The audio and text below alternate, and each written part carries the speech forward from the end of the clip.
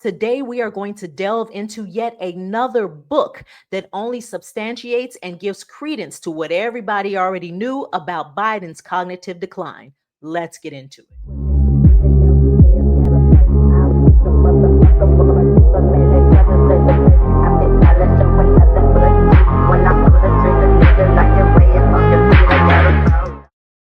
Hello, and thank you so much for joining me today. Again, my name is Andrea Banu, and as I mentioned earlier, there is yet another book that has hit the stands with regards to Biden and his cognitive decline. Now, we all watched, but the Democratic Party was adamant about convincing us not to believe our lying eyes. We all knew that he wasn't sharp. We all knew that he was not the man he used to be, but all the way up until the election, they wanted to convince us we were wrong. And so now that he's no longer in office, everybody, the aides, his friends, family even, want to come out and speak to what we all knew. Let's take a look.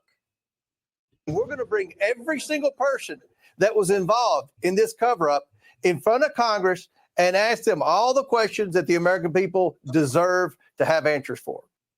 That is House Oversight Chair James Comer demanding that former President Biden's doctor and other top advisors either turn over documents or testify on the details of what was really going on with his physical and mental condition while he was running the country. The investigation ramping up in the wake of a new book, Original Sin, which details what many view as calculated, years-long effort to conceal the president's decline in the run-up to the 2024 election. Joining me now, the book's co-author, Axios national political correspondent Alex Thompson. Good to have you with us today. Great to be here. All right, we got to start with the elephant in the room, the media coverage of this. You recently won an award from the White House Correspondents Association for, quote, aggressive reporting on Biden and for providing, quote, important insight into the inner workings of the Biden White House. In accepting the award, you acknowledged we missed some of this. There's more that could have been done. But everyday Americans who are watching the kinds of things like we have on the screen now, they'll say, we weren't in Washington. We're not at the White House. We're not covering this every day. We could see this decline in real time. Why couldn't most of the Washington press corps? This is what Ivy League universities you can get into with a 3.6 GPA. 90% of students. Well, I would say first, there's a big difference between what you're seeing on the screen there and then what was going on behind the scenes by the inner circle of the Biden White House to try to shield that part of Joe Biden. But for people that in the country that are frustrated with the media coverage, I don't blame them because they were saying there's probably more here. And we should have not, it's because the media definitely talked about his age and did show those clips. But I do think we didn't probe enough into what was actually going on behind the scenes. And that's what we really try to do in this book. Well, fair to say, though, that those who did publicly question what we were seeing and try to push for more answers, they were often belittled or kind of, condescended to about why they would even ask those questions. I mean, I covered this aggressively back since 2021 and especially through 2023 and 2024. And the book says that, at times I was even frustrated that and I felt a little bit on the outs with, some of my colleagues, not all. I think there are a lot of people that were really trying to cover this story and people in the White House were lying and not telling the truth and obscuring it. But yeah, I mean, I think it's fair. That's why I made the comments at the speech. I think, this is a good moment for just like reflecting on why exactly we missed some of the details that we finally got in this book. Mm-hmm. So some of those who were pressing at the time in real time for more answers, I want to play a little bit of the responses they were getting from Biden's inner circle. I think you all have called this the cheap fakes video, and that's exactly what they are. They are cheap fakes video. The right-wing critics of the president have a credibility problem. The most difficult part about a meeting with President Biden is preparing for it because he is sharp, intensely probing, and detail-oriented and focused. The president is absolutely sharp, fit, on top of his game. People can see that for themselves. You don't have to take my word for it. People could see that for themselves. People felt like they saw something different when they were looking for themselves. So my question to you is, if they can look in the camera and lie to your face that seamless, without any sort of regard, without even a hiccup, what else are they lying about? Because that is ridiculous. That is egregious. That's egregious. All of those quotations were in 2024. So based on having read your book, what you reported, Were those people lying at the time? This idea that they couldn't keep up with Yeah. President Biden, that he was exceptionally sharp. They weren't telling the truth. And I think the book really conclusively shows what was going behind the scenes. And throughout 2023 and 2024, there were steps taken to increasingly shield Joe Biden, not just from the public, but from members of his own cabinet, members of his own senior staff. And one White House official who left in 2024 told us that they left in part because they were not comfortable with how they were trying to shield the extent of the decline. Joe Biden that people saw on that debate stage, I think the book really shows it was not the first time that Joe Biden had acted like that. You can also listen to the tapes from the Robert Hur investigation. I think there's you can sort of hear debate Biden. And there were increasingly frantic efforts to make sure that the public did not see debate Biden. While the public did see that he was aging, I think the debate was a shock to millions of Americans because of the extent of it. Well, and you mentioned in the book, you talked to a number of cabinet secretaries. I thought this was extremely illuminating and a little bit frightening because some of them told you they didn't think he could handle that 2 a.m. middle of the night phone call. I mean, he's the commander in chief of the nuclear codes. One of them talked about seeing him in person the last year and was shocked by he seemed disoriented. His mouth was hanging open. He seemed out of it. Did those cabinet officials express any remorse? I mean, did they not have an obligation to say to the American people, we don't think this guy can be the president, much less run for 4 more years? I mean, there was definitely a lot of self-reflection about what, if anything, they should have done differently. I think there was a feeling, like a lot of members of the Democratic Party, that were seeing this or saw moments of him seeming out of it, that going public was not going to change his mind and was only going to help Donald Trump. And I think that's how a lot of them rationalized it. Now, whether or not history will judge them, as being right for doing that, we will see. But this is also part of the reason why the White House was shielding him from as many people as possible, including cabinet secretaries, because sometimes, you see him once, maybe it's just a bad day. You can just say maybe I just had one bad meeting. You're not really sure. Imagine if you dropped straight into your competitor's marketing meeting. Imagine the secrets you... Well, and it did seem like there's so many people who you would have thought would have access to him who didn't, because of this inner circle that really much managed his schedule and his time and his access in a way that didn't give a lot of people, one-on-one time with him. In the book, you quote a longtime Biden aide basically admitting he shouldn't be running again. They said to you on page 85, he just had to win, and then he could disappear for 4 years. He'd only have to show proof of life every once in a while. His aides could pick up the slack. Who would have been running the White House in a second Biden term?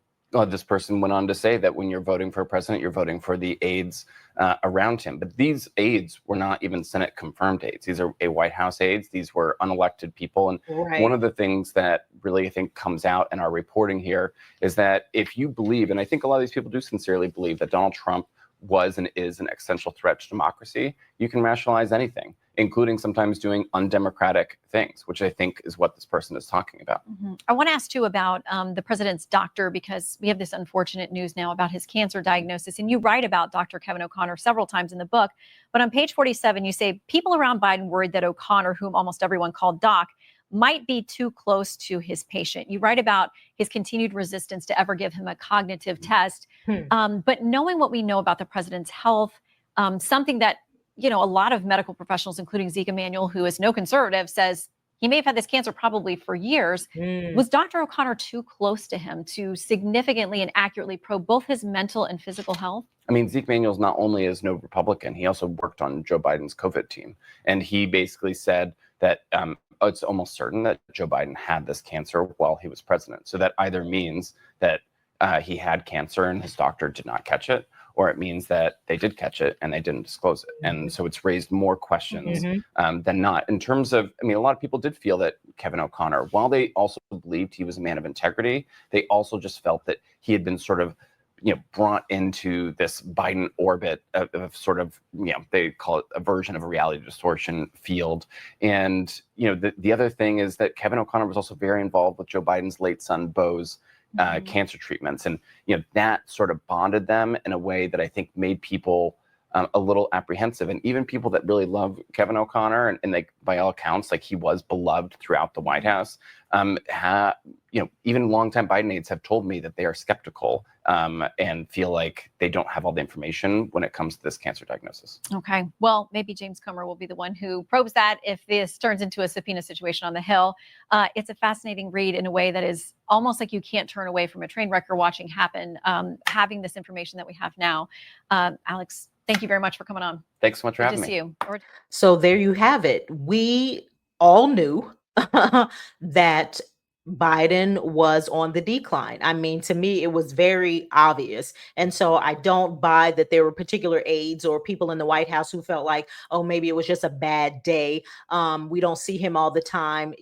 That's hogwash. That's BS. Okay. I don't see Biden ever. Okay. Ain't never seen him a day in my life, but I do see him on television. And what I saw on television was clear as day. Okay. This man was not well. And I said the entire time before the election, I said, where is his wife? His wife is supposed to be a doctor. Where is his family? It's obvious that this man is getting old. It's time for him to retire. He's not what he used to be. There's no way in hell he's running this country or that he can run again. Where is his family? And so that was a decision that his family was supposed to make, not White House aides, etc. But I'm going to tell you what I believe took place. Okay. I think everybody knew that Biden was on the decline. Everybody knew that his health was not going to allow him to not only run again, but win and be on the campaign trail, et cetera, et cetera. The reason they kept propping him up, the reason they kept allowing things to go and just continue with the lie is because they didn't want Kamala's ass to be in control,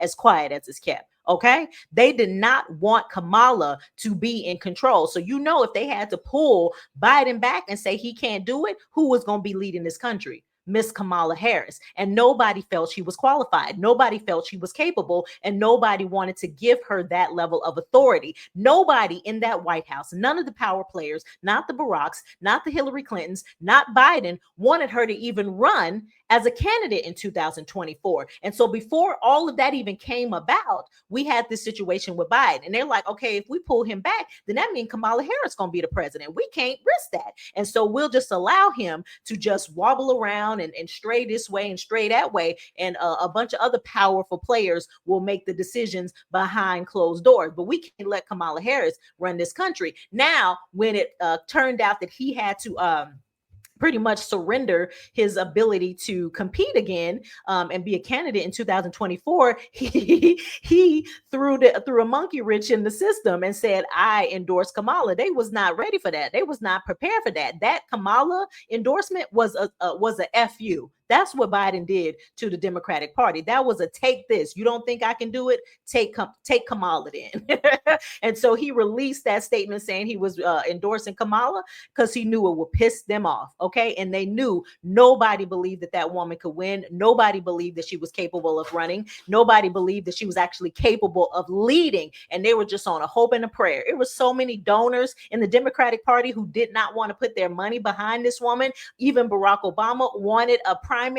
Most people spoke about a primary quietly behind doors, and then they ultimately settled on her because one, Biden endorsed her, and two, they didn't want to lose the Black female vote. Okay. And that was a strong voter base during Biden's last win, or during Biden's win, because you had Stacey Abrams and all of these other people, who was that, Clyburn. And all of them were galvanizing the Black community to make sure that Biden won so that Trump could not get that second term. And so they did not want to risk losing that Black female vote. And so they just pushed Kamala in, propped her up, and hoped for the best. And you see how that ended, because when she came out here and told everybody that she washed her collard greens in the bathtub, the Black community looked like, oh yeah, she ain't one of us. Oh, no. Not at all. So we knew that we were being lied to. We knew that Biden was on the decline, and they was, fabricating all this nonsense. We knew that Kamala wasn't qualified, and it wasn't going to fly. Yes, you got some people that still lost in the sauce, the 92% that are still convinced that she was the best candidate. But I believe that all of those people move in emotion and not logic. Okay. Anybody who's logical that's watching this, already knew what she was not capable of and already knew she was not going to win that campaign. But I digress. What is your opinion? How do you feel about the fact that you had all of these politicians and all of this media lying about Biden's cognitive decline during the campaign and before? And how do you feel that now you have all of these people wanting to profit, writing books about what they knew but didn't want to share? I would love to hear your opinions. If you have not already, do go ahead and subscribe. I am trying to get as much support as I can so that I can grow my channel. Until next time, this is The Community Ledger. Be sure to like, share, and subscribe and watch the next video by clicking right here.